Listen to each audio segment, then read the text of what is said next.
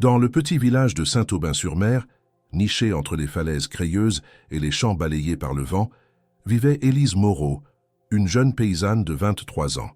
Depuis la mort de ses parents dans un accident de voiture, survenu 7 ans plus tôt, elle avait repris seule les rênes de la ferme familiale, épaulée un temps par sa grand-mère Margot, jusqu'à ce que celle-ci s'éteigne doucement durant un hiver rigoureux. Depuis, Élise partageait ses journées entre la traite des vaches, l'entretien des potagers et les réparations interminables de la vieille maison de pierre. Toujours vêtue de vêtements solides, tachée de terre et chaussée de bottes usées, elle dégageait une dignité silencieuse que peu de citadins sauraient reconnaître. On l'apercevait souvent avant l'aube, marchant sur les chemins de campagne, ses longs cheveux bruns attachés sous un foulard, un panier d'œufs sous le bras ou un sac de farine jeté sur l'épaule. Les habitants du village la respectaient pour sa ténacité, même si peu prenaient le temps d'échanger plus que quelques mots avec elle. Dans un monde de plus en plus rapide, Élise semblait appartenir à un autre temps. Un après-midi de printemps, alors qu'elle rangeait les affaires anciennes dans le grenier de la maison, une boîte de lettres, poussiéreuse et ficelée avec soin, attira son attention. Ce n'était pas la première fois qu'elle montait ici, mais jamais elle n'avait remarqué cette boîte, glissée derrière des rideaux de laine. En l'ouvrant, une odeur de papier ancien emplit l'air, et des dizaines de lettres s'éparpillèrent autour d'elle, la plupart adressées à Margot Moreau. Certaines venaient de cousins éloignés, d'autres de fournisseurs. Mais au fond de la boîte, un pli scellé différemment sur un papier plus épais attira son regard.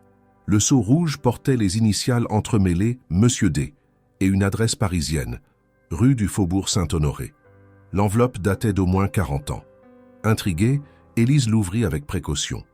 À l'intérieur, une carte cartonnée, richement décorée, l'invitait à découvrir les créations de la Maison de la Croix lors d'un événement privé. Un nom qu'elle ne connaissait pas, mais dont la sonorité évoquait un monde à des années-lumière du sien. En bas de l'invitation, une signature manuscrite, Louis Delacroix. Qui était cet homme? Et pourquoi avait-il invité sa grand-mère? Élise relut plusieurs fois la lettre, comme pour y déceler une autre vérité cachée entre les lignes.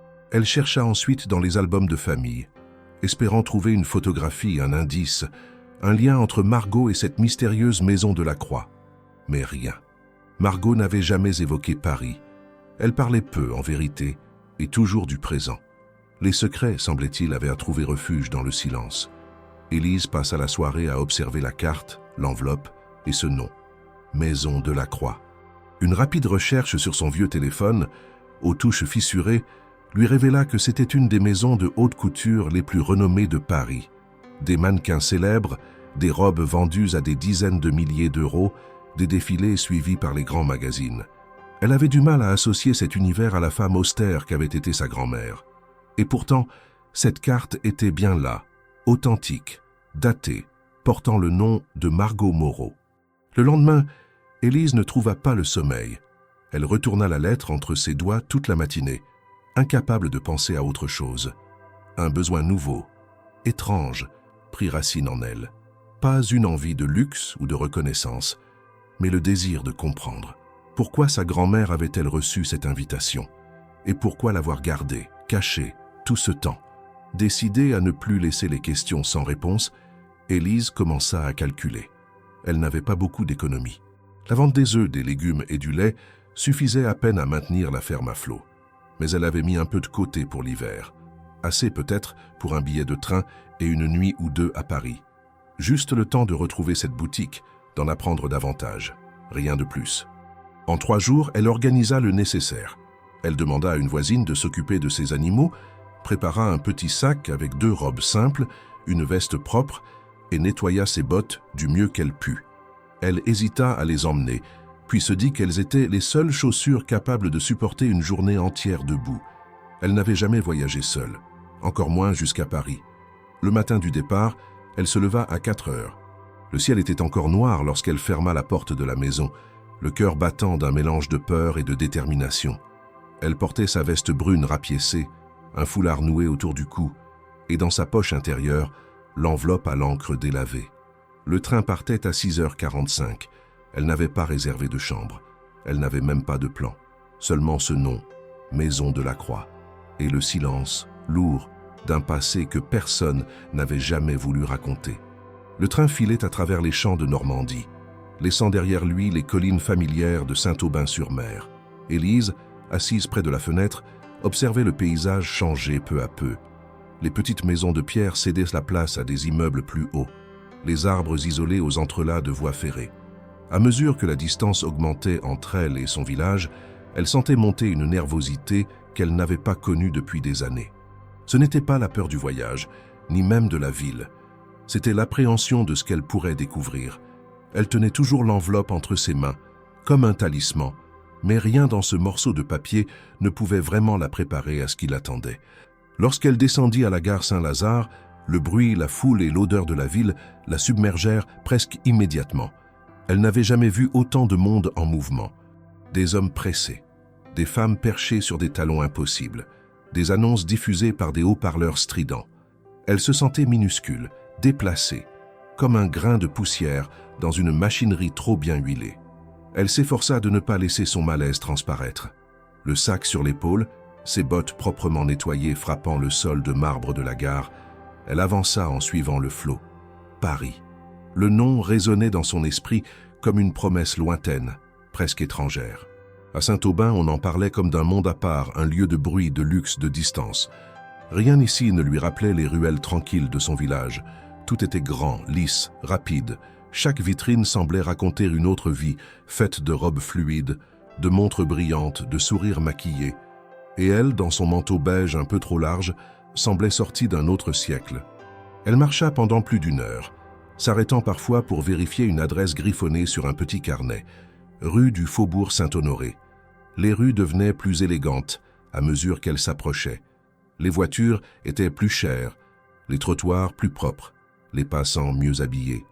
Les regards aussi devenaient plus tranchants, glissant sur elle avec une curiosité froide, parfois avec un jugement à peine voilé.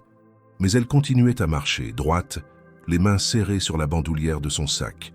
Elle finit par s'arrêter devant une façade blanche, aux lignes impeccables, ornée d'un discret mais imposant lettrage doré, Maison de la Croix.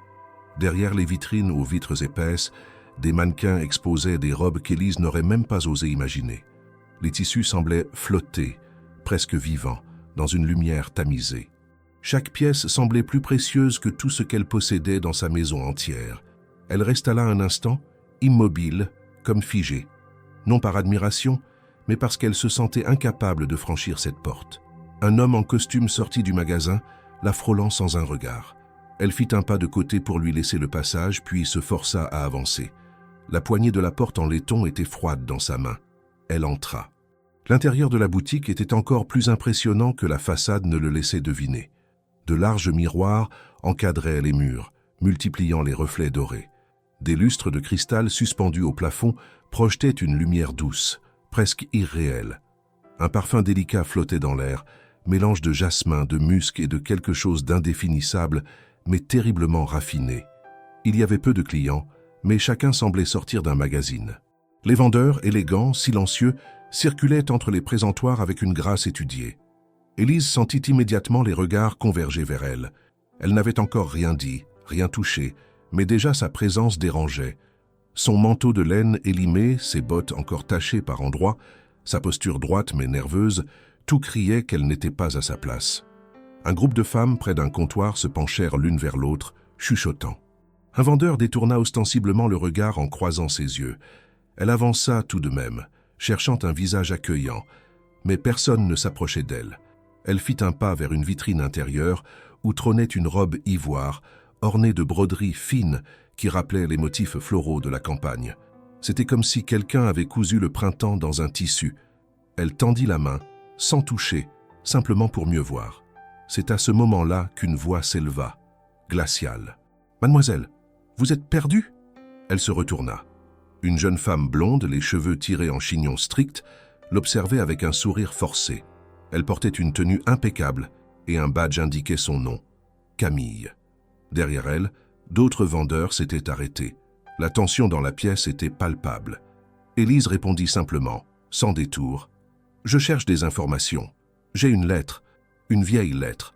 Je crois qu'elle vient d'ici. » Camille plissa les yeux, comme si chaque mot prononcé par Élise abîmait l'air raffiné du magasin. Elle tendit la main avec lenteur. « Une lettre ? Très bien. Montrez-moi. » Élise sortit l'enveloppe de sa poche.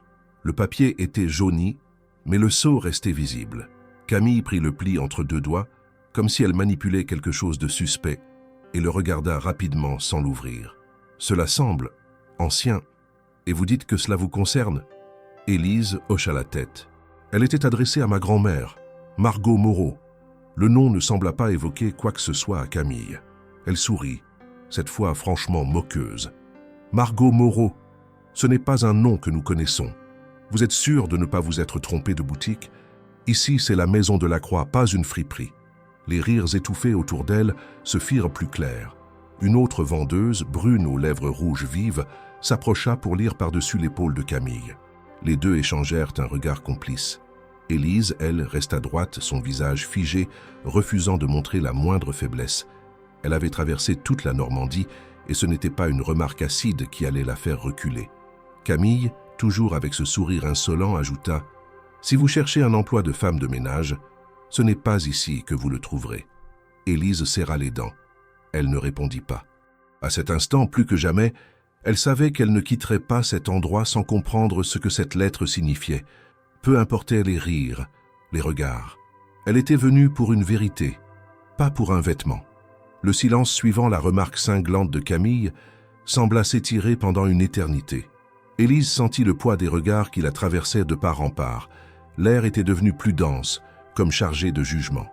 Quelques pas plus loin, une cliente élégante feignait d'examiner une paire de gants, mais ne détournait pas les yeux d'Élise, le coin de sa bouche tordu dans une moue désobligeante. Une autre, plus jeune, murmurait à sa compagne, le ton bas mais suffisant pour que la moquerie perce distinctement dans l'espace feutré de la boutique. Tout, dans cette pièce, lui criait qu'elle n'était pas la bienvenue. Camille, elle, ne quittait pas sa posture raide. Elle tenait toujours l'enveloppe du bout des doigts, comme s'il s'agissait d'un chiffon souillé. Derrière elle, la vendeuse brune, dont la broche scintillait sous les spots du plafond, croisa les bras, l'expression figée dans une ironie évidente. Élise, debout au centre du salon, prit une inspiration discrète mais profonde, refoulant l'humiliation qui menaçait de l'engloutir. Elle n'était pas venue ici pour se faire accepter, encore moins pour impressionner qui que ce soit. Elle était là pour comprendre pourquoi sa grand-mère avait reçu cette lettre et ce que cela pouvait bien signifier. Déterminée à ne pas plier, elle balaya la salle du regard. Dans un angle, sur un présentoir en bois laqué, trônait une robe d'un vert profond, soulignée de broderies en forme de feuilles de chêne. Élise s'en approcha, comme attirée par la finesse du travail. Sans lever la main, elle demanda simplement « Combien coûte cette robe ?» La question, pourtant posée sans agressivité, eut l'effet d'un éclat de verre. Un silence d'abord compact, puis immédiatement rompu par un ricanement à peine contenu. Camille échangea un regard presque amusé avec sa collègue. La vendeuse brune fit un pas vers Élise, les bras toujours croisés. « Celle-ci, vraiment? Vous voulez connaître le prix ?» Elle ne laissa même pas Élise répondre. « 52 000 €, hors taxe, et ce modèle n'est pas à la vente pour le public non averti. C'est une pièce unique destinée à la présentation privée. » La voix était nette, froide, calculée pour trancher. Une cliente, tout près, éclata de rire. Un rire court, tranchant comme une gifle. Son enfant, une petite fille en robe rose bonbon, tirait sur la manche de sa mère en fixant Élise. « Maman, c'est une sans-abri, non? Pourquoi elle veut une robe ?» La mère s'empressa de l'éloigner, rougissant faussement, mais incapable de dissimuler le sourire amusé qu'elle échangea avec les vendeuses. Élise, elle, resta immobile. Son visage demeura calme, mais ses mains, cachées dans les poches de son manteau, s'étaient refermées avec force. Elle sentait la colère monter, pas une colère explosive, mais celle, lente et brûlante, de quelqu'un qu'on méprise sans la moindre justification. Chaque seconde passée dans cette pièce lui rappelait qu'ici, la valeur d'une personne se mesurait à la propreté de ses semelles et à l'éclat de sa montre. Camille se pencha vers elle, la voix plus basse, presque complice mais toujours venimeuse. « Je suis certaine que vous trouverez quelque chose de plus, adapté à votre budget ailleurs. Peut-être un marché aux puces dans le 18e ?» La salle éclata cette fois d'un rire plus franc, plusieurs bouches entr'ouvertes dans des sourires ravis. Même un homme, jusque-là silencieux derrière un comptoir, leva les yeux de son registre pour observer la scène, l'ombre d'un sourire cynique aux lèvres. Mais Élise ne bougea pas. Elle recula d'un pas, tourna calmement son regard vers Camille, puis reprit avec un calme tranchant. « Vous avez lu cette lettre? Ou vous préférez simplement supposer que je ne suis personne ?» Le ton, posé mais ferme, fit légèrement vaciller Camille. Elle cligna des yeux, prise entre son dédain et une légère hésitation. Élise reprit, plus assurée encore. « Je n'ai pas fait tout ce chemin pour m'entendre dire que mes bottes ne brillent pas assez. Je suis venue pour comprendre ce que cette lettre signifie. Et si cela dérange, tant pis, je n'attends rien de vous. Seulement des réponses. » Le rire s'éteignit peu à peu. Un silence de plomb s'installa de nouveau. Les moqueries suspendues, les regards se tournèrent vers Camille, maintenant plus nerveuse. Elle rabaissa les yeux vers l'enveloppe, l'ouvrit cette fois, presque malgré elle, et en sortit la carte. Ses yeux parcoururent le texte rapidement, jusqu'à ce qu'elle arrive en bas, là où la signature, bien que délavée, restait lisible. Louis Delacroix. Camille pâlit légèrement. Ce nom, elle ne pouvait pas l'ignorer. Elle releva les yeux vers Élise, son sourire avait disparu. Derrière elle, les murmures recommencèrent, cette fois plus interrogatifs. La vendeuse brune fit un pas en avant pour lire à son tour le bas de la carte. « Attends, c'est bien sa signature ?» « On dirait oui, » répondit Camille, le regard troublé. « Mais c'est un original? C'est vieux comme document, non ?» Élise observa les visages changés. L'arrogance céda à la surprise, la moquerie à la gêne. Elle ne jouissait pas de cette inversion. Elle aurait préféré qu'on la prenne au sérieux dès l'instant où elle avait franchi cette porte. Mais elle savait désormais qu'elle avait touché quelque chose d'important.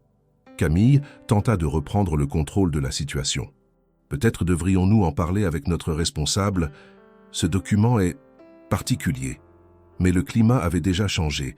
Dans un coin de la pièce, un téléphone vibra. Une des employées décrocha, parla brièvement, puis se figea avant d'annoncer « Monsieur Delacroix arrive, il est en route ». Un frisson parcourut la pièce. Le nom suffisait à provoquer une onde de tension. Camille referma doucement l'enveloppe, son assurance entamée. Élise, elle, ne bougeait toujours pas. Son regard était désormais tourné vers la porte d'entrée, celle qu'elle avait franchie à peine quelques minutes plus tôt. Elle ignorait encore qui était cet homme qui allait arriver, mais à la manière dont son nom était prononcé, elle comprenait que, cette fois, personne ne rirait. Le moment paraît durer une éternité. À l'intérieur de la boutique de la Maison Delacroix, le silence s'est épaissi, suspendu entre des vitrines luxueuses et des murmures retenus. Les regards se sont détournés de l'enveloppe que Camille tient toujours entre deux doigts pour s'attarder sur Élise. Chaque mouvement de la jeune paysanne est désormais un spectacle involontaire. Ses bottes, même nettoyées depuis le voyage, portent encore des traces séchées de sang de terre. Son manteau, bien que propre, montre les coutures usées, la piqûre simple d'une vie laborieuse. Elle a toujours gardé la tête haute, mais à cet instant, la tête semble peser davantage que d'ordinaire.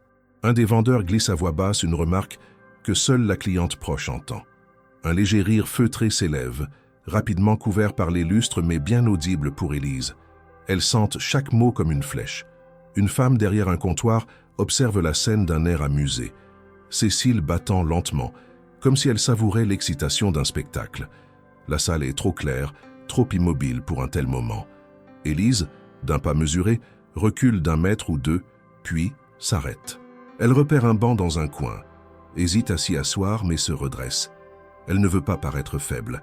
Elle ne veut pas que ce qu'il pense d'elle se transforme en vérité. Camille s'avance, traînant presque les mots. « Je vais devoir vérifier ce document. Je vous demande de patienter ici. » Le ton est glacial, empreint d'un respect forcé. Mais ce respect est faux. La vendeuse impassible tend le bras vers Élise, l'invitant à la suivre, tout en jetant un coup d'œil à la collègue au fond. La collègue hoche la tête inclinée de condescendance. Élise se lève, suit le mouvement. Ses bottes claquent discrètement contre le sol laqué du magasin. Un client s'écarte, regarde ses chaussures, fronce les sourcils presque sans s'en rendre compte. Élise sait qu'il pense paysanne, mauvaise herbe, intruse. Elle serre les poings dans ses poches, mais ne dit rien. Elle ne laisse rien voir. Camille mène Élise vers une salle arrière, grande mais moins décorée. Une table en chêne massif, quelques dossiers empilés, une chaise en cuir. Le contraste avec l'entrée du magasin est saisissant. Ici, l'atmosphère est plus grave, professionnelle. La lumière est blanche, directe. Les reflets doux ont disparu. Une tension nouvelle s'installe. Camille referme la porte derrière elle, clic sec qui résonne. Elle pose l'enveloppe sur la table et regarde Élise. « Expliquez-moi exactement ce que signifie cette lettre pour vous. » La jeune femme respire profondément, puis répond d'une voix calme, maîtrisée malgré le tremblement qu'elle retient. « Je suis Élise Moreau. J'ai grandi à Saint-Aubin-sur-Mer. Cette lettre était adressée à ma grand-mère, Margot Moreau. Je lui ai trouvé ce pli lors de mes travaux au grenier. J'ai vu l'adresse, j'ai vu le nom de la maison. Alors j'ai pris le train. Je suis venu ici pour comprendre pourquoi elle avait reçu cette invitation. » Camille pose les mains sur la table, l'une à côté de l'autre, immobilisée dans un geste froid. Vous comprenez que cela ne signifie rien. Il y a beaucoup de lettres, pour beaucoup de gens. Peut-être que ce document n'est qu'un souvenir, un ajout décoratif. Nous vérifions. Le ton est sec. Élise hoche légèrement la tête, sans rien répliquer. Elle s'attendait à cela. Elle s'attendait à devoir attendre. Mais elle n'avait pas prévu l'ampleur du regard qu'on portait désormais sur elle. Elle se trouve un peu assise, le dossier de la chaise semble dur, le cuir froid contre son dos. Les bottes déjà inconfortables dans cette ambiance élégante lui rappellent l'autre monde qu'elle vient de quitter. Elle ressent le contraste en chaque fibre. Dehors, à travers la porte vitrée de la salle, on entend encore les clients, les murmures, les pas feutrés. Camille les ignore. Elle reste tournée vers Élise, l'ombre d'une hésitation sur son visage. Puis elle joint les doigts, comme pour se retenir de dire quelque chose. « Je vous demande de patienter ici quelques minutes. Je vais consulter notre directeur. » La phrase tombe comme une sentence. Élise acquiesce. Camille se lève et sort, refermant la porte derrière elle. Silence. Au bout d'un instant, Élise baisse les yeux vers la table, observe l'enveloppe, le sceau rouge, les initiales M.D. Elle repense à la lettre, à l'invitation tapissée de dorures, à l'adresse parisienne. Un frisson lui parcourt l'échine. Dans la salle principale, elle se sent à nouveau observée, vulnérable.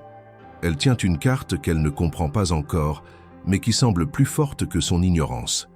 Elle tient une lettre qui transforme des années de silence en interrogation. Elle comprend qu'à cet instant, elle est prise dans un jeu plus grand qu'elle. La honte qu'on tentait d'imposer n'est plus seulement une humiliation privée. Elle se faufile vers un scandale latent. La porte s'ouvre de nouveau. Camille revient, le visage plus sérieux. Elle s'arrête devant Élise. « Le directeur va vous recevoir. Veuillez me suivre. » À ce moment-là, Élise se redresse. Elle suit Camille hors de la pièce, traverse à nouveau le hall du magasin. Elle sent le regard de la vendeuse brune glisser sur la semelle de ses bottes. Elle entend un léger ricanement masqué. Elle passe devant le comptoir. L'instant étire.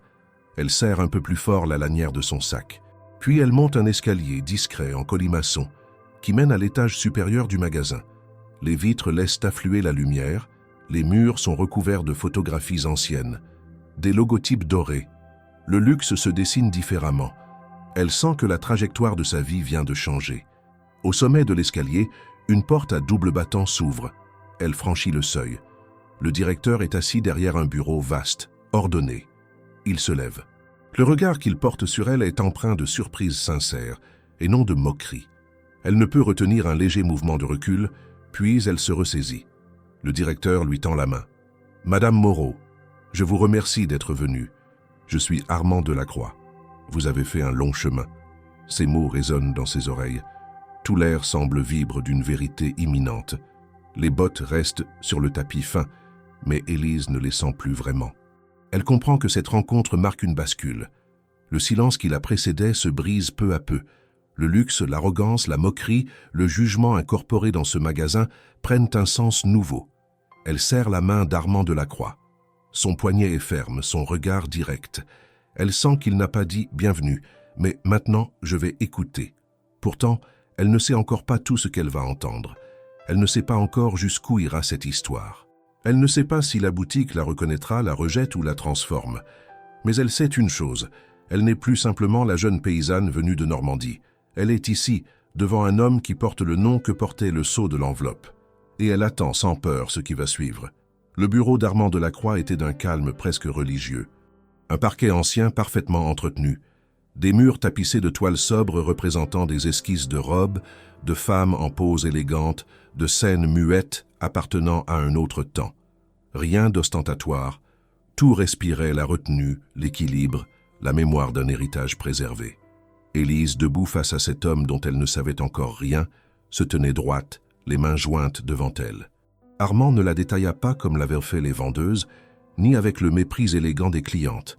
Il l'observait comme on regarde une pièce inattendue d'un puzzle ancien, avec attention, mais sans jugement. Il s'assit lentement, posa les mains à plat sur le bureau et désigna le siège en face de lui. « Je vous en prie, mademoiselle Moreau. » Élise s'assit sans mot dire. Elle sortit l'enveloppe de sa poche et la posa sur la table entre eux. Armand la prit délicatement, ses yeux se fixant presque immédiatement sur le sceau. Un léger tremblement passa dans ses doigts. Il tourna le papier, lut le contenu sans parler. Lorsqu'il arriva à la signature, son visage perdit un peu de couleur. « Je reconnais cette signature, murmura-t-il. C'est celle de mon grand-père, Louis de Lacroix. » Il leva les yeux vers Élise, mais ne dit rien tout de suite. Le silence n'était plus celui du mépris ou de la gêne, mais celui du souvenir d'un homme confronté à une page qu'il croyait tournée. « Où avez-vous trouvé cette lettre ?»« Dans le grenier de la maison de ma grand-mère. Elle est morte l'an dernier. Je triais ses affaires. C'est tout ce que j'ai trouvé à propos de cette maison, de votre nom. » Armand resta pensif, les doigts glissant lentement sur le papier. « Vous avez dit Margot Moreau ?»« Oui, c'était ma grand-mère. » Il hocha la tête lentement, ses yeux fixant un point au-delà d'Élise. Puis il se leva sans mot dire, se dirigea vers un meuble bas au fond de la pièce et en sortit un grand classeur relié de cuir noir. Il l'ouvrit sur une table annexe, tourna plusieurs pages, puis s'arrêta sur l'une d'elles. Il l'examina longuement avant de revenir vers elle. Il posa une photographie sur le bureau.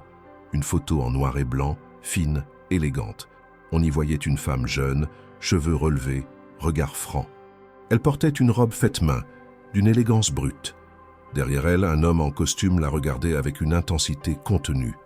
Élise sentit sa gorge se nouer. « C'est elle, c'est Margot. » Armand hocha la tête, son visage marqué par une émotion sincère. « Elle a été, pendant 2 années entières, la muse de mon grand-père, mais pas seulement pour ses croquis ou ses défilés.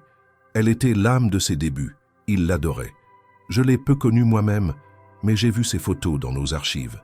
Elle ne faisait pas partie du monde de la mode, et pourtant elle l'a profondément influencée. » Élise écoutait sans interrompre, sentant en elle se tisser un lien qu'elle ignorait jusqu'alors.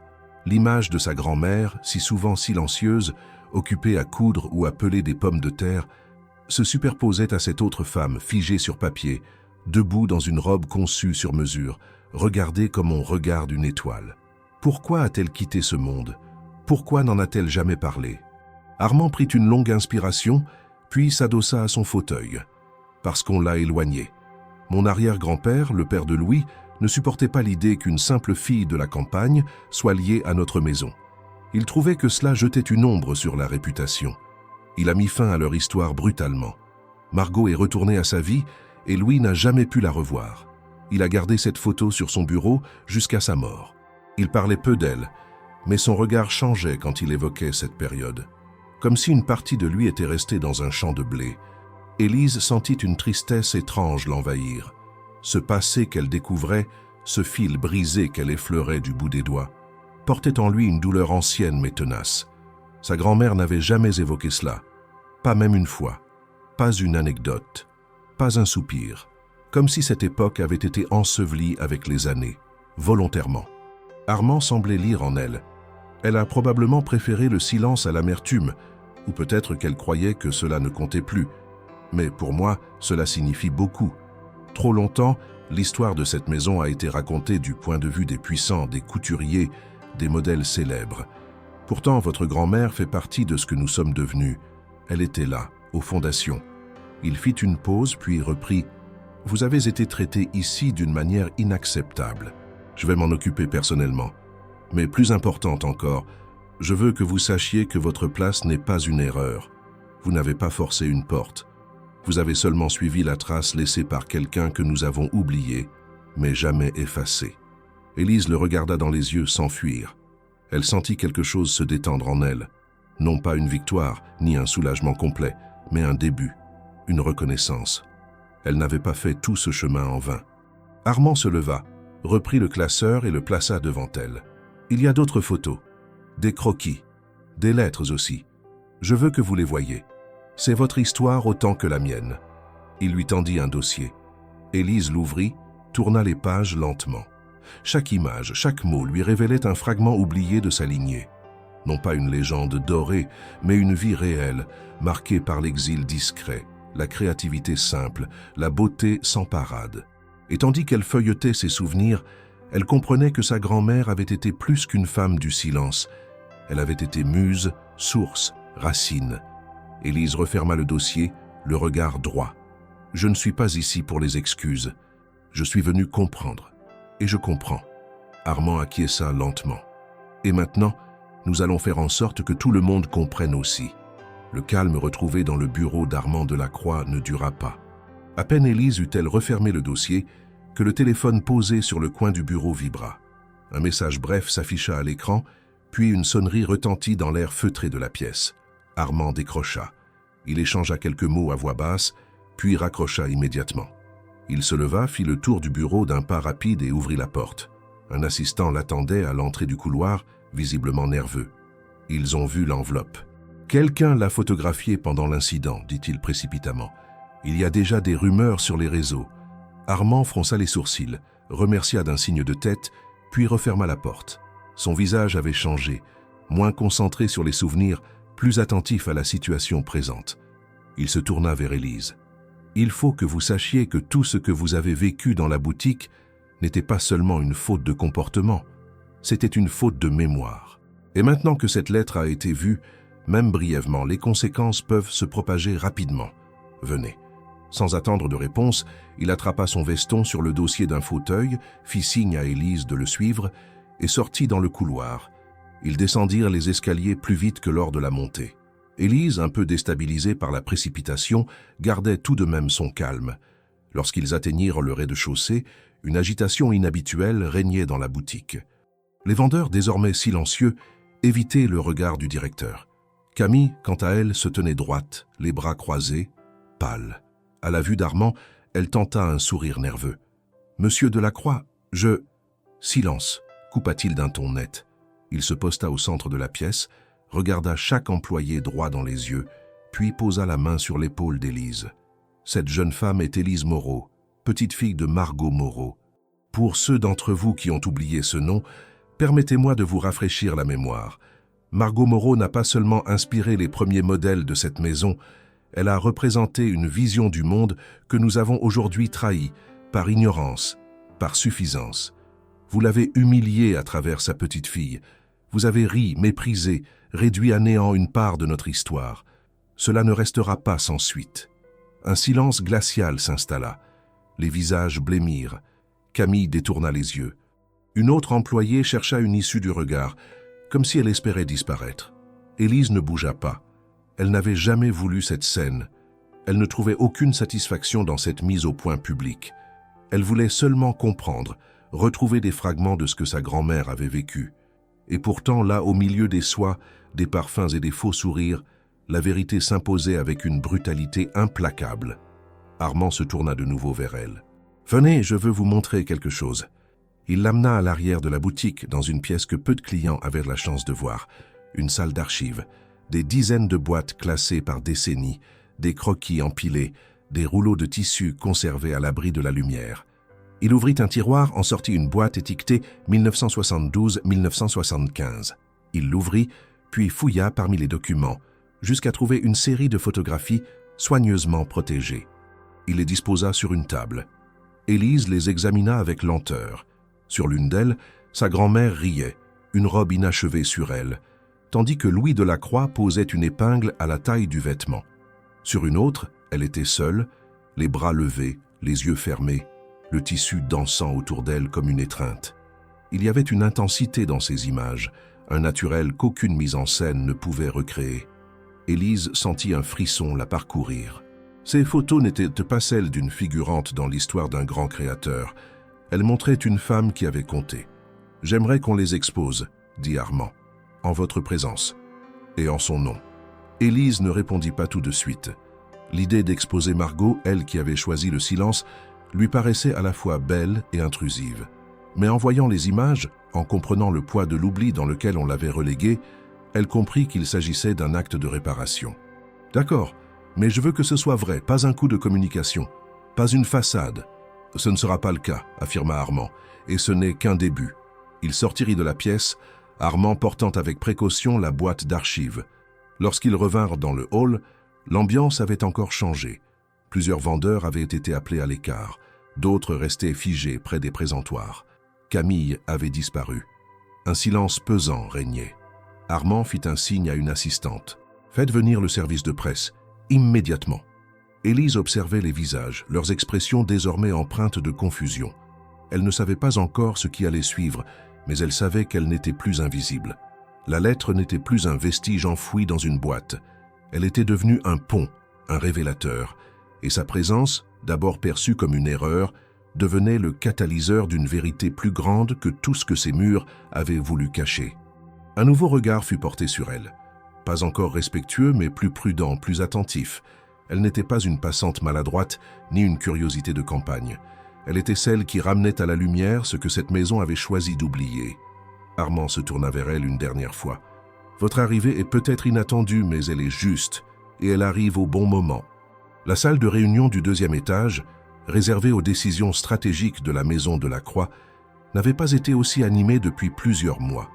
Armand y avait convoqué le comité artistique, 2 responsables du patrimoine historique de la maison et le directeur de la communication. Élise, silencieuse, assise au bout de la table ovale, observait l'agitation avec un mélange de méfiance et de lucidité. Depuis sa conversation avec Armand et la découverte des photos de Margot, tout s'enchaînait trop vite. On voulait tirer des décisions, créer des annonces, parler d'héritage, de justice réparée. Elle avait l'impression qu'on manipulait un passé qui n'était pas le leur, mais le sien. Une discussion s'engagea entre 2 créateurs, l'un insistant sur l'importance de rendre hommage par une pièce unique, l'autre parlant déjà de repositionnement de la maison autour d'une narration plus authentique. Un 3e proposa de créer une série documentaire. Élise, jusqu'ici silencieuse, se redressa légèrement. « Je ne veux pas que le nom de ma grand-mère devienne une décoration.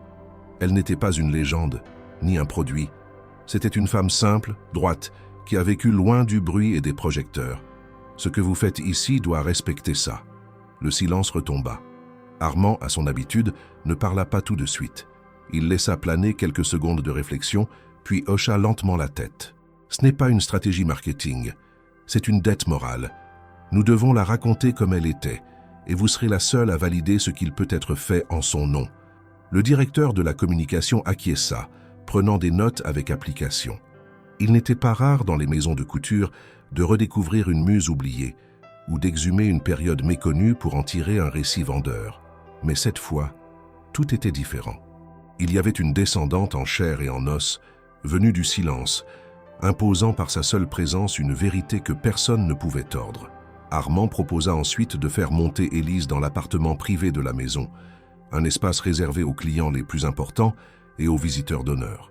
Loin de l'agitation, ils traversèrent un couloir tapissé de portraits en noir et blanc des premières égéries de la maison. Au fond, une porte en verre dépolie s'ouvrait sur un salon aux murs bleu nuit, meublé avec sobriété. C'était là que les décisions les plus délicates étaient prises. Il sortit d'un tiroir une autre boîte d'archives, plus petite que celle des photos. À l'intérieur, soigneusement conservée, se trouvait une série de lettres, des échanges entre Louis Delacroix et Margot Moreau, datés de 1972 à 1974. Armand en prit une, la tendit à Élise. Elle hésita à la lire, presque intimidée par les mots couchés sur ce papier ancien. Elle finit par déplier la feuille, lentement, les yeux courant sur les lignes tremblantes de l'écriture de Louis. Il ne s'agissait pas de déclarations flamboyantes, mais de messages intimes, sincères, empreints de respect et de gratitude. Louis y parlait de ses créations, de la force tranquille de Margot, de son regard sans filtre, de ses silences pleins de sens. Il parlait aussi de son impuissance à la garder près de lui, de la pression familiale, de la cruauté sociale. Élise sentit sa gorge se nouer. Elle comprenait désormais pourquoi sa grand-mère n'avait jamais parlé de cette époque. Ce n'était pas un secret honteux, mais une douleur muette. Elle aurait pu changer le visage de cette maison, dit Armand à voix basse. Elle l'a fait d'une certaine façon. Mais elle aurait pu en être le nom, le symbole. Élise referma la lettre. Elle a choisi de se taire. Pas par faiblesse, mais par pudeur. Elle a aimé sans en attendre rien en retour. Alors honorons cela, répondit Armand. Non pas en la rendant célèbre, mais en rendant justice à sa trace. Il y a un espace dans la maison, un mur que nous laissons vide depuis des années, faute de savoir quoi y mettre. J'aimerais qu'on y installe son portrait, avec une mention simple. Pas un texte commercial, juste un nom, une date et un lien vers ce qu'elle a inspiré. Élise ne répondit pas immédiatement. Elle regardait autour d'elle, cette maison qui avait été témoin d'une histoire désormais sienne. Elle n'avait pas cherché la reconnaissance. Elle n'avait jamais voulu qu'on la considère comme la descendante d'une muse. Mais elle ne pouvait ignorer ce qu'elle avait vu, ce qu'elle avait lu. Margot avait compté. Non pas pour les robes ou les vitrines, mais pour la vision, pour l'humanité discrète qu'elle avait insufflée dans un monde d'apparence. « D'accord, dit-elle enfin, mais je veux être présente quand cela sera fait, et je veux pouvoir raconter son histoire comme elle l'aurait racontée. Ce sera votre voix, votre tempo, affirma Armand. Ils restèrent encore un moment dans le salon, parcourant d'autres lettres, évoquant les débuts de la maison, les croquis oubliés. Puis, à l'initiative d'Armand, ils redescendirent au premier étage, où les derniers clients de la journée quittaient lentement la boutique. Camille n'était plus là. Elle avait été suspendue, ainsi que 2 autres vendeuses. Armand l'annonça à Élise d'un ton neutre, sans satisfaction. Ce n'était pas une vengeance, mais un rappel à l'ordre. Nous allons rouvrir cet espace demain avec une autre équipe, et je veux que vous soyez là. Pourquoi ? Demanda Élise. Parce que les gens doivent vous voir, pas comme un symbole, mais comme un pont. Ce que vous incarnez, ce n'est pas la nostalgie, c'est la continuité. Ces mots la surprirent. Elle n'était venue ici que pour une lettre. Elle n'avait pas imaginé que son visage, son nom, sa voix deviendraient des véhicules d'un récit plus vaste. Mais elle ne recula pas. Elle savait désormais ce qu'elle portait. Non pas un héritage de luxe, mais un héritage de vérité. Un nom le sien, celui de Margot, qui n'ouvrait pas seulement des portes, mais des mémoires longtemps fermées. Lorsque la porte du studio privé se referma derrière eux, le tumulte du rez-de-chaussée sembla appartenir à un autre monde. Armand invita Élise à s'asseoir dans l'un des fauteuils en velours anthracite qui faisait face à une cheminée éteinte. L'espace, intime et feutré, avait été conçu pour offrir aux invités privilégiés un moment de pause hors du temps. Mais à cet instant, l'air était chargé d'une tension sourde, plus dense encore que celle qui avait précédé leur échange dans le bureau. Armand s'installa en face d'Élise, croisa les mains sur ses genoux et pendant quelques secondes ne dit rien. Il observait son visage, comme s'il cherchait dans ses traits quelque chose d'oublié, un écho lointain de celle qui avait bouleversé le cœur de son grand-père. « Je vais vous dire la vérité entière », commença-t-il enfin. « Non pas celle que nous avons adaptée à notre histoire officielle, mais celle qui n'a jamais été racontée à personne. » Il marqua une pause, puis reprit. Margot Moreau n'était pas seulement la muse de Louis Delacroix, elle était la femme qu'il aimait, profondément. Ils se sont rencontrés par hasard, lors d'un séjour qu'il avait fait en Normandie pour échapper à la pression parisienne. Ce n'était pas une histoire d'artiste et de modèle, elle n'était pas un accessoire dans son monde, elle était son équilibre. Élise écoutait sans l'interrompre, chaque mot résonnant en elle avec un poids qu'elle n'aurait jamais imaginé. Louis voulait l'épouser. Il en parlait à ses amis. Il avait même commencé à concevoir une collection inspirée de sa vie à la ferme. Mais il n'avait pas prévu la violence du rejet qu'il subirait. Mon arrière-grand-père, Henri Delacroix, était un homme d'une rigueur brutale. Il considérait que l'image de la maison devait être protégée à tout prix, que la bourgeoisie parisienne ne devait pas être mélangée à la boue des champs. C'est ainsi qu'il parlait d'elle, la fille au sabot. Et quand il a découvert leur liaison, il a agi vite, très vite. Armand se leva et se dirigea vers une commode en bois laqué. Il en sortit un document, le tendit à Élise. C'était une lettre, datée de 1974, signée du notaire de la famille Delacroix. Elle portait une mention sèche, interdiction formelle de tout engagement officiel entre Louis Delacroix et Margot Moreau. Élise sentit un nœud se former dans sa gorge. Le papier tremblait entre ses doigts. Il l'a contrainte à partir, poursuivit Armand. Avec de l'argent, bien sûr. Un chèque conséquent pour l'époque, mais qui portait en lui un mépris insupportable. Margot a refusé. Elle n'a pris que ce qu'elle avait apporté, et elle est repartie chez elle. Louis est tombé dans une profonde mélancolie. Il a continué à créer, mais il n'a plus jamais dessiné avec la même force. Les robes de cette période sont sublimes, mais tristes. Elles portent une absence. Élise referma doucement la lettre. les yeux encore posés sur les mots d'un autre siècle. Elle comprenait désormais pourquoi Margot n'avait jamais parlé de tout cela. Ce n'était pas un passé qu'on raconte, c'était une blessure que le silence protégeait. Elle avait choisi le repli, la discrétion, la terre. Elle avait préféré le réel au rêve, les vaches à l'atelier, les saisons à la scène. Mon père, poursuivit Armand, a toujours su cette histoire, mais il ne l'a jamais assumée. Il n'a pas voulu remettre en cause l'autorité de son propre père. Quand il a pris la tête de la maison, il a enterré ce passé sous une épaisse couche de vitrines et de défilés. Moi-même, je ne l'ai appris que très tard, et j'ai longtemps hésité à en parler. Élise releva les yeux vers lui. Pourquoi aujourd'hui? Pourquoi ne pas avoir gardé le silence comme les autres? Parce que vous êtes venu, parce que vous avez réveillé quelque chose que nous avions laissé mourir. Quand vous avez franchi cette porte avec votre lettre, votre nom, vos bottes pleines de mémoire, j'ai vu en vous non pas un scandale, mais une chance de réparer ce que nous avons brisé, de coudre enfin les morceaux d'un tissu que nous avions volontairement déchiré. Elle ne répondit pas tout de suite. Elle sentait une chaleur étrange au creux de la poitrine. Pas de la colère, pas de la peine, mais quelque chose de plus subtil. Une sorte de fierté silencieuse, une confirmation. Elle ne s'était pas trompée en venant ici. Elle n'avait pas été naïve en cherchant. Margot n'était pas une note de bas de page dans l'histoire d'un homme célèbre. Elle était un pilier invisible. « Est-ce que Louis savait qu'elle avait eu une fille ?» demanda-t-elle soudain. Armand secoua la tête. « Non, c'est l'un des grands mystères.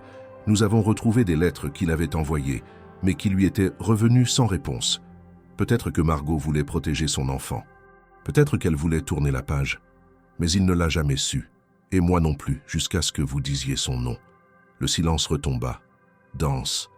Élise resta là, à contempler la cheminée vide.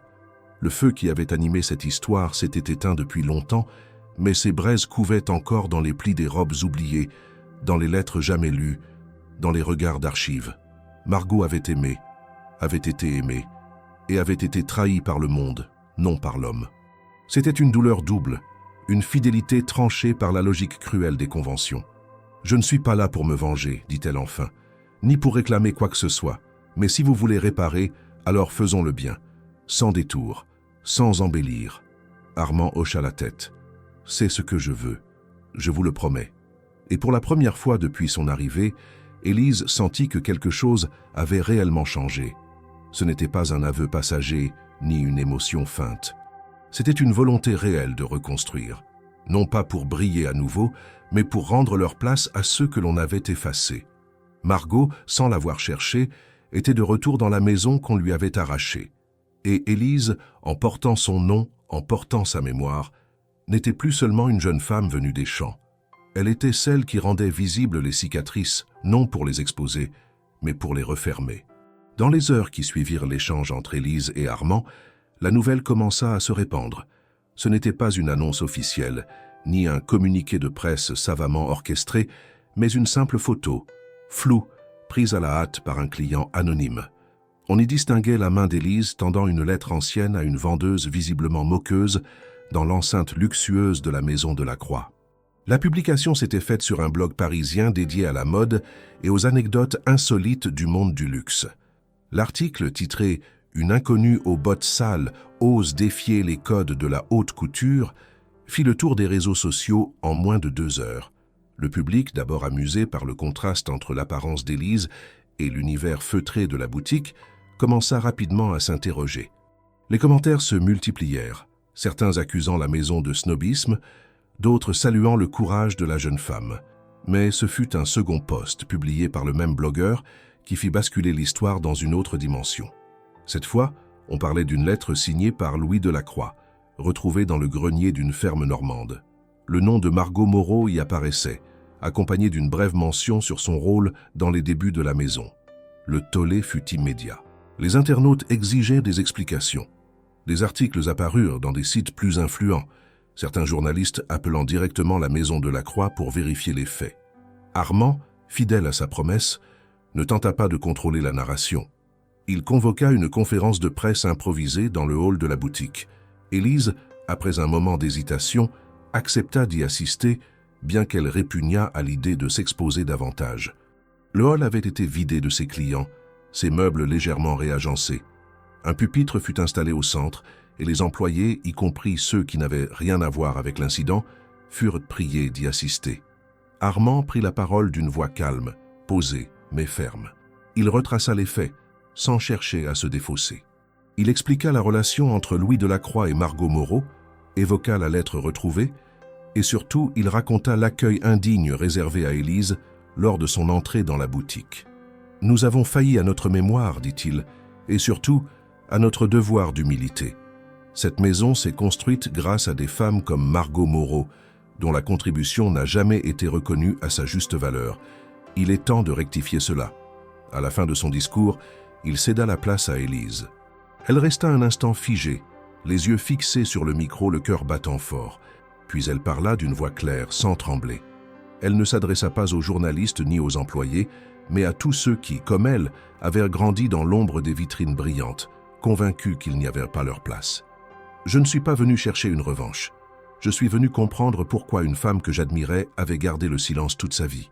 Ce que j'ai trouvé, ce sont des vérités qu'on avait effacées. Aujourd'hui, je ne suis pas ici pour parler de mode, mais de respect. Ce que ma grand-mère a apporté, ce n'est pas une silhouette ou un style. C'est une vision, un rapport honnête à la beauté. Et je veux que cela ne soit plus jamais oublié. » À l'issue de la conférence, les réactions furent immédiates. Les médias prirent le relais, les réseaux relayèrent en ses paroles, les commentaires se firent plus nuancés, plus profonds. On ne parlait plus de ses bottes ni de son accent. On parlait d'héritage, d'effacement, de réparation. Les noms de Margot Moreau et d'Élise commencèrent à apparaître dans des publications de mode, mais aussi dans des tribunes sociales, qui voyaient dans cette histoire un symbole plus large, celui de toutes les femmes anonymes qui avaient inspiré, soutenu, créé dans l'ombre. Camille, convoquée à part, tenta d'expliquer son attitude. Elle parla de malentendus, de stress, de méprise, mais Armand ne la laissa pas se justifier longtemps. Elle, ainsi que les deux autres vendeuses qui avaient participé à la moquerie, furent suspendues pour une durée indéterminée, avec une possibilité de réintégration sous condition d'une formation obligatoire sur l'histoire de la maison, la gestion des comportements discriminatoires et l'accueil respectueux de la clientèle. Élise, de son côté, ne chercha pas à obtenir de compensation. Elle refusa poliment l'hébergement dans un hôtel de luxe que la maison voulait lui offrir. Elle préféra prolonger son séjour dans la petite chambre qu'elle avait louée dans le 15e arrondissement, modeste mais paisible. Elle avait besoin de recul, de silence, pour assimiler ce qu'elle venait de vivre. Armand lui proposa plusieurs fois un rôle plus actif dans les activités futures de la maison. Il évoqua des entretiens avec des historiens, des projets éducatifs, une exposition en l'honneur de Margot. Mais Élise resta prudente. Elle voulait d'abord savoir ce que tout cela signifiait pour elle, au-delà de l'émotion et du tumulte. Elle se savait désormais dépositaire d'un récit important, mais elle ne voulait pas se transformer en porte-drapeau malgré elle. Ce qui la préoccupait en vérité n'était pas la reconnaissance soudaine qu'on lui accordait, ni les dizaines de messages qu'elle recevait chaque jour. C'était une question plus intime.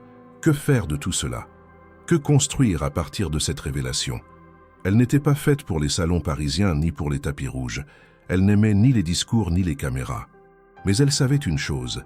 Si elle devait poursuivre ce chemin, ce serait selon ses propres termes, avec la simplicité et la droiture qu'elle avait héritées de sa grand-mère. Et c'est ainsi, dans ce calme retrouvé, qu'elle prit la décision de rester encore quelques jours à Paris. Non pour profiter de sa soudaine notoriété, mais pour comprendre comment transformer cette histoire en quelque chose d'utile. Non pour elle, mais pour celles et ceux qui, comme Margot, avaient semé en silence. Le tumulte médiatique autour de l'histoire d'Élise ne s'était pas encore dissipé lorsqu'Armand lui proposa une idée inattendue. Ce n'était pas un simple geste symbolique, ni une tentative de marketing camouflé. C'était, selon lui, une nécessité.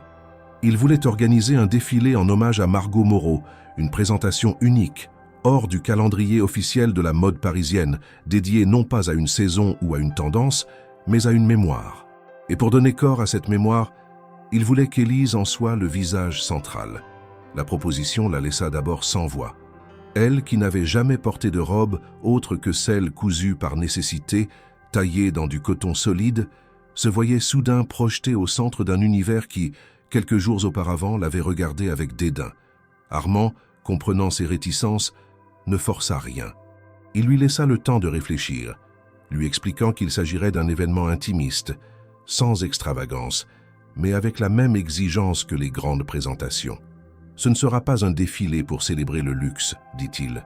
Ce sera une marche pour honorer la terre, les racines, et ce que Margot a transmis sans jamais le réclamer. » Élise accepta finalement, mais à une condition, que la collection soit inspirée non pas des codes habituels de la haute couture, mais de la vie rurale, de l'authenticité, des matériaux simples et durables.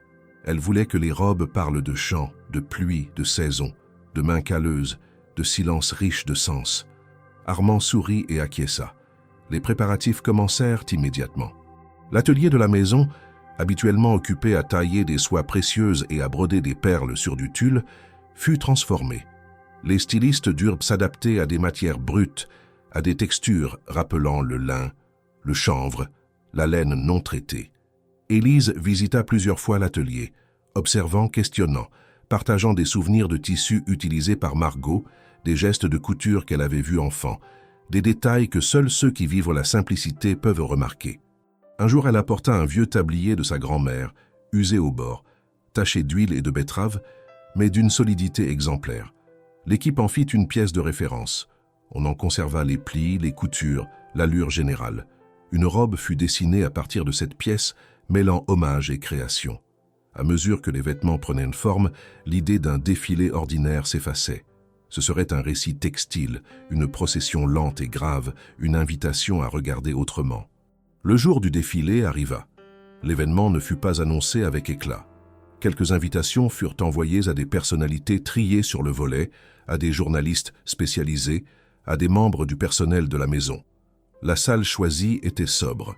Un ancien entrepôt réhabilité, aux murs de briques apparentes, au sol de béton poli. Le décor fut volontairement minimaliste.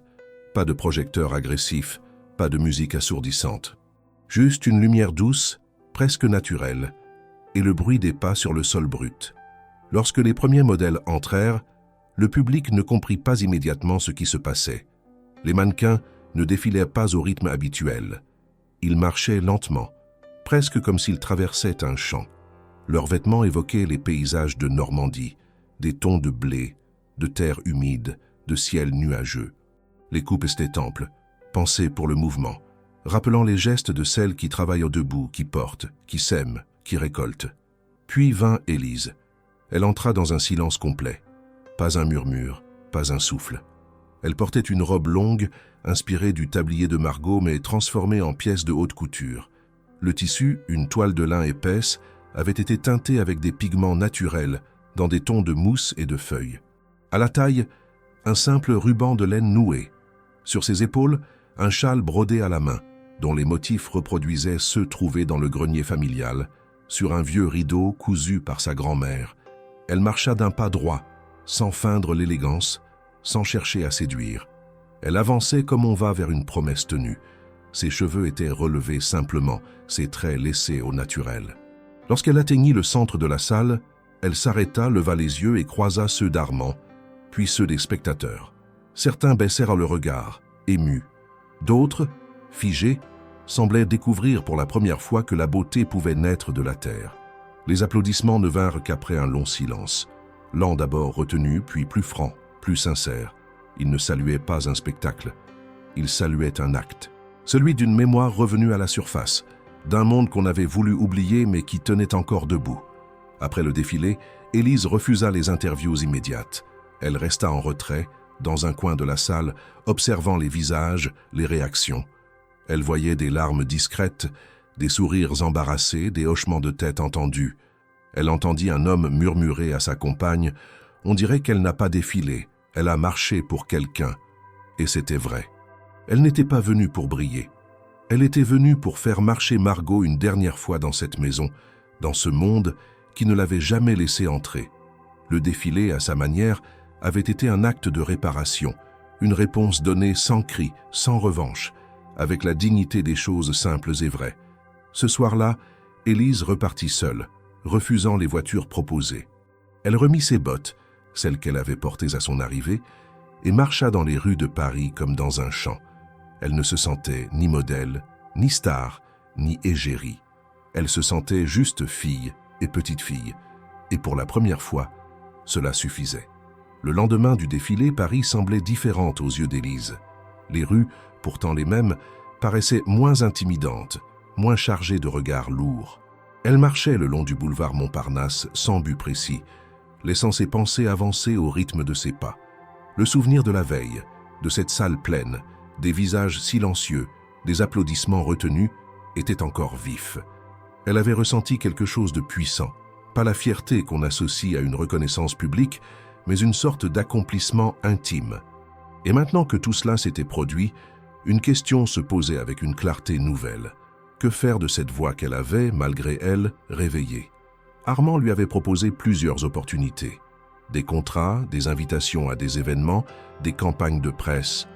Plusieurs marques, touchées par la sincérité du défilé, avaient fait parvenir des propositions concrètes. Devenir l'image d'une ligne de vêtements durable, représenter un label éthique, prêter sa voix à une fondation pour les femmes rurales. Certaines agences de mannequins avaient même suggéré un accompagnement sur mesure, vantant sa photogénie atypique, son regard franc, son allure authentique. Toutes ces offres arrivaient en même temps, comme si la ville entière cherchait soudain à faire d'elle un symbole. Mais Élise n'était pas venue chercher cela. Chaque fois qu'elle relisait une proposition, elle pensait à la ferme, au matin brumeux de Saint-Aubin-sur-Mer, aux sabots crottés qu'elle rinçait au puits, aux rangées de salades qu'elle plantait à genoux, les mains dans la terre froide. Elle pensait au silence du verger, à l'odeur du linge séchant au vent, au cliquetis régulier des aiguilles de sa grand-mère. Tout ce qui faisait sa vie, sa force, sa paix, n'avait rien à voir avec les projecteurs ni les vitrines. Assise à la terrasse d'un petit café, elle consulta une dernière fois les messages reçus. Puis elle éteignit son téléphone et le rangea dans la poche intérieure de son manteau. Elle n'avait plus besoin de réfléchir.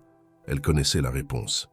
Ce n'était pas dans les studios de photographie ou les tapis rouges qu'elle se sentait utile, mais dans la continuité d'une vie que beaucoup considéraient sans éclat, mais qu'elle savait précieuse. Elle retourna voir Armand dans son bureau. Il l'accueillit sans surprise, comme s'il avait deviné sa décision avant même qu'elle parle. « Je suppose que tu es venu pour me dire que tu refuses », dit-il doucement. Élise sourit légèrement. « Je ne suis pas faite pour ce monde, Armand. Je suis venue ici avec une lettre et une question. J'ai trouvé des réponses et j'ai compris l'importance de ce que Margot avait transmis. Mais ce que j'ai à faire maintenant n'est pas ici. » Il acquiesça, les mains croisées sur son bureau. « Tu veux rentrer ?»« Oui, mais pas pour disparaître. J'ai réfléchi. Ce que j'ai vu ici, ce que j'ai compris, doit avoir un sens. Il ne s'agit pas juste de mémoire ou de reconnaissance. Il s'agit de construire à partir de cela. Je veux continuer le fil que Margot a laissé. Et que veux-tu faire exactement ?» Élise prit un temps avant de répondre. « J'aimerais qu'on crée un pont entre ce que représente la maison de la Croix et ce que nous vivons là-bas. Je ne veux pas d'une ligne rurale artificielle pour faire joli. Je veux que des artisans de nos villages participent à la création, que des matériaux issus de la terre soient utilisés, que les mains qui savent encore tisser, broder, assembler sans machine aient leur place ici, pas comme décor, comme cœur du travail. » Armand resta silencieux, puis lentement, il se leva et lui tendit la main. « C'est une idée juste, et c'est exactement ce que cette maison a besoin de faire maintenant. » Il promit de lancer un projet pilote dans les mois à venir, avec l'aide d'Élise comme coordinatrice entre les deux mondes. Il ne s'agirait pas d'exporter le luxe dans les campagnes, mais d'y reconnaître les savoirs oubliés, de les valoriser sans les dénaturer. Élise demanda à ce que le projet porte un nom simple, sans anglicisme, sans termes creux, Atelier Margot. Avant de quitter Paris, elle retourna une dernière fois à la Maison de la Croix. Dans l'atelier, elle salua les couturiers, remercia les stylistes, prit le temps de discuter avec ceux qui avaient compris ce qu'elle avait essayé de faire. Puis elle entra dans le bureau d'Armand et lui remit une enveloppe. « Je te confie ça, c'est la dernière lettre de Louis à Margot. Elle n'a jamais été envoyée, mais je crois que c'est ici qu'elle doit rester. » Le train pour la Normandie partit à 16h30. Élise, assise près de la fenêtre, observa les paysages défiler, les toits gris de la banlieue, les entrepôts, puis les champs, les bosquets, les villages. Elle sentait son cœur s'apaiser à mesure que la distance grandissait. Elle ne fuyait pas Paris, elle y avait laissé quelque chose de vrai. Mais elle revenait chez elle, là où les gestes ont du sens, où la mémoire n'est pas écrite sur des plaques dorées, mais transmise par les mains, les saisons, les regards. À son arrivée à Saint-Aubin, les rues étaient calmes. Un voisin l'aperçut, leva la main pour la saluer, sans poser de questions. Elle retrouva la maison de pierre, les volets qu'elle avait elle-même repeints, les outils qu'elle avait laissés à l'abri sous la grange. Rien n'avait changé, et pourtant, tout semblait différent. Elle entra, posa son sac dans l'entrée, puis sortit dans le jardin. L'air sentait la pluie, la terre, les feuilles. Elle respira profondément. Elle n'avait ni trophée, ni contrat. Mais elle avait quelque chose de plus grand, le sentiment d'avoir choisi, de ne pas s'être laissée entraîner, de ne pas avoir trahi ce qu'elle était. Ce jour-là, elle remit ses bottes, prit un seau vide et marcha vers le potager. Les jeunes pousses de printemps commençaient à sortir. Le sol était prêt à recevoir ce qu'elle allait y semer. Les mois qui suivirent le retour d'Élise à Saint-Aubin-sur-Mer furent aussi intenses que paisibles. Intenses parce que l'idée née dans les couloirs feutrés de la maison de la Croix avait pris racine dans la réalité concrète du monde rural. Paisible parce qu'Élise, en retrouvant ses outils, ses bêtes, ses champs, retrouvait aussi le rythme qui lui appartenait. Le projet Atelier Margot était officiellement lancé. Il ne s'agissait pas d'un hommage figé, mais d'un pont vivant entre deux univers trop souvent opposés. Le luxe et la simplicité, la ville et la campagne, la mémoire et l'avenir. Armand, fidèle à ses engagements, envoya une équipe réduite à Saint-Aubin pour rencontrer les artisans locaux. Élise avait elle-même pris soin de contacter celles et ceux qui, dans les alentours, travaillaient encore de leurs mains. Couturières à domicile, tisserands de lin, brodeuses, tanneurs de petites peaux, fileuses de laine rustique, des femmes surtout, parfois âgées, souvent discrètes, mais dont le savoir n'avait rien perdu de sa précision. La première rencontre eut lieu dans la salle communale.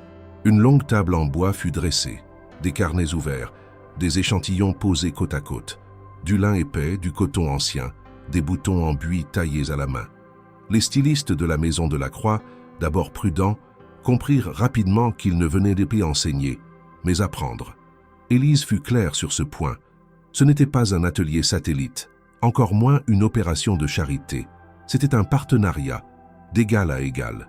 Peu à peu, un petit atelier fut installé dans un ancien bâtiment de ferme désaffecté, non loin de chez Élise. Les murs furent nettoyés, les fenêtres réparées, des machines simples mais robustes installées aux côtés de tables de coupe traditionnelles. L'électricité fut revue, mais on conserva volontairement une partie de l'ambiance rustique. Il ne s'agissait pas de transformer la campagne en showroom, mais de lui donner les moyens de produire selon ses propres codes. Élise, sans jamais se présenter comme chef, fut le lien naturel entre les deux mondes. Elle traduisait les besoins des stylistes aux artisanes et inversement. Elle participait aux essais, commentait les prototypes, suggérait des ajustements. Elle refusait les termes techniques pompeux, préférant parler avec ses mots, avec les images du quotidien. Elle expliquait que telle couture devait tenir face à la pluie, que tel tissu devait résister à un panier plein de légumes, que telle poche devait pouvoir contenir un sécateur ou une pomme. Rapidement, une première mini-collection vit le jour. Une série de pièces inspirées de la vie paysanne, mais pensées pour un usage contemporain. Une robe-chemise ample, inspirée des blouses de traite, fut le modèle le plus acclamé. Un manteau en laine locale, doublé d'un tissu en lin brut, porta la mention « Fait à Saint-Aubin-sur-Mer » en mémoire de Margot Moreau. Le succès fut immédiat, non pas auprès des défilés parisiens, mais des femmes réelles, celles qui cherchèrent du beau sans renier le pratique. La maison de la Croix ouvrit une boutique éphémère dans un village voisin, transformant un ancien moulin en espace d'exposition. Les habitants, d'abord étonnés, vinrent voir, puis revinrent. Ils ne retrouvaient pas leurs habits du marché, mais quelque chose de familier dans les lignes, dans les textures, dans la simplicité des coupes. Les vêtements étaient chers, mais justifiés. Une partie importante des revenus allait directement aux artisanes. Et pour une fois, la campagne n'était pas exploitée, mais reconnue. Élise refusa de changer de vie. Elle vivait toujours dans sa maison en pierre, nourrissait ses poules, bêchait son jardin, se levait avec le chant des coqs. Mais elle consacrait désormais une partie de ses journées à l'atelier, organisant les livraisons, suivant les commandes, écoutant les retours. Elle se méfiait de l'enthousiasme trop rapide, des promesses creuses, mais constatait chaque jour que le projet prenait une forme stable, cohérente. Les médias revinrent à la charge. On lui demanda des interviews, des reportages, des documentaires. Elle accepta quelques articles, à condition qu'on ne la photographie pas comme une héroïne, mais comme une femme qui travaille. Elle posa une fois, debout dans le potager, les mains dans les poches d'un tablier qu'elle avait elle-même cousu. L'image fut reprise, commentée, mais elle n'en tira aucune fierté. Elle voulait que son visage dise simplement « Je suis comme vous ». La commune, de son côté, profita indirectement du projet. De nouvelles familles s'installèrent, attirées par l'activité. Un café rouvrit. Une école proposa des ateliers textiles avec les anciennes. Les enfants commencèrent à parler de couture avec Naturel. On ne disait plus seulement les gens de la ville, mais nos partenaires de Paris. Un jour, une couturière de 80 ans nommée Thérèse regarda Élise en souriant après avoir terminé une pièce délicate. « Margot serait fière de toi. Tu fais pousser les idées comme elle faisait pousser les tomates. » Élise ne sut que répondre. Elle sentit seulement une chaleur au creux du ventre, un accord profond entre son passé, son présent, et ce qu'elle était en train de bâtir. Elle avait refusé les honneurs, les podiums, les discours, et pourtant, elle avait planté une graine, et cette graine poussait.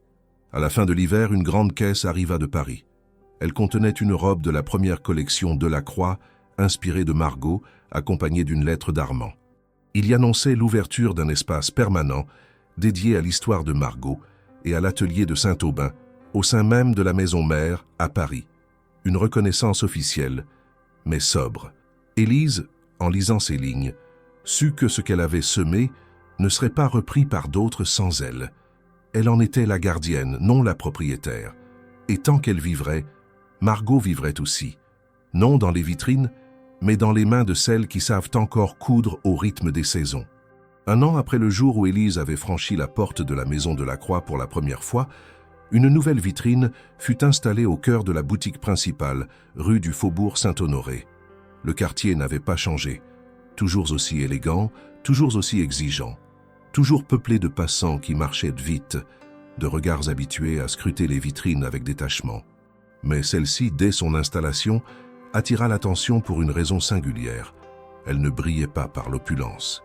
Elle ne cherchait pas à impressionner. Elle ne proposait ni robe de gala, ni mise en scène extravagante. Elle imposait le silence. Derrière la vitre parfaitement nettoyée, un mannequin en bois peint portait une robe longue, faite de lin brut, cousue à la main, inspirée du tablier de Margot Moreau.